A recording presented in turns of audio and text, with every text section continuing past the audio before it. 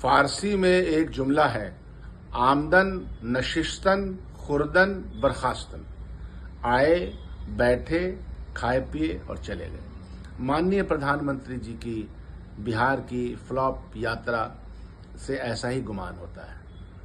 कई बार प्रधानमंत्री जी बिहार आते हैं, वादों की झड़ी लगाते हैं और वादों को जब हम जमीनों पे देखते हैं काम होते हुए तो काम नजर नहीं आता है। 2015 के चुनाव में भी उन्होंने इसी तरह के वादे 1.25 लाख करोड़ के किए थे।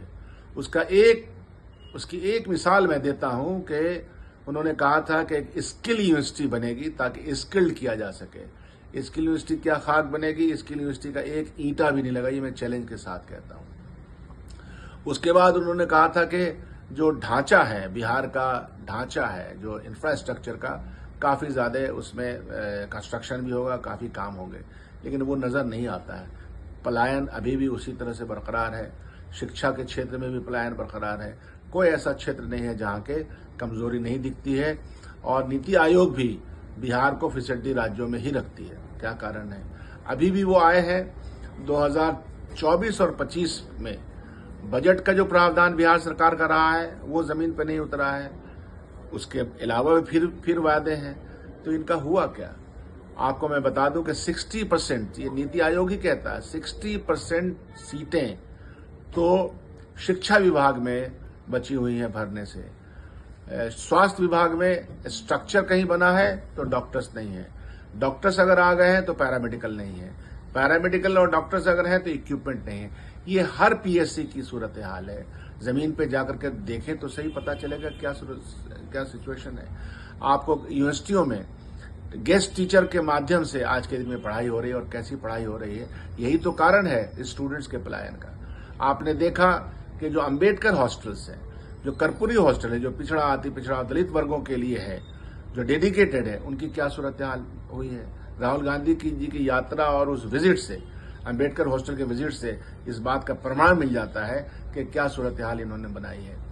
इन्होंने कहा था कि हम 75,000 सीट्स मेडिकल कॉलेज में दे देंगे स्टूडेंट्स के लिए।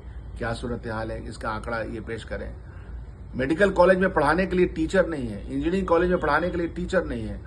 तो इसलिए मिला जुला करके ऐसी यात्रा करें, जाएं, आमदन गुफ्तन बर्खास्तन, जो खुर्दन, जो बात है कि आइए जरूर, पधारिए जरूर, लेकिन आप बिहार वासियों को कुछ दीजिए तो सही।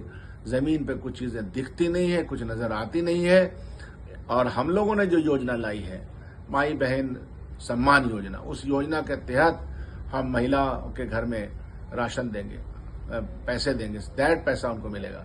आपको ये भी मैं बताता चलूं कि मनरेगा का जो पैसा है, या आशा वर्कर का पैसा है, या हेल्थ सेवा में काम करने वाली जो महिलाएं हैं, उनका मानदेय क्या है, इनकी सूरत हाल क्या है।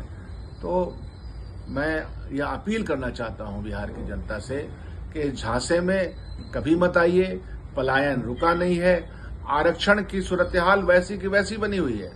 जब तक के सरकारी महकमे मजबूत नहीं होंगे, सरकार के महकमे में काम नहीं होगा, इंडस्ट्रियलाइजेशन नहीं होगा, तब तक ये यहाँ से रिजर्वेशन का फायदा नहीं होगा। जब कभी भी कोई इंटरव्यू लीजिए दलित बच्चों का तो वो कहते हैं कि हमें पता ही नहीं है कि कोई नौकरी मिलेगी कि नहीं मिलेगी। तो घोटाला भी बहुत ज्यादा है, भ्रष्टाचार भी बहुत ज्यादा है और गुंडे राज में तब्दील हो गया है। हर रोज 30 से ज्यादा, 100 से ज्यादा केसेस दर्ज हो रहे हैं अपहरण के, मर्डर के, ये सामने दिख रहा है। तो क्या ऐसी सरकार हमको चाहिए? क्या ऐसे वादे देने वाले लोग चाहिए?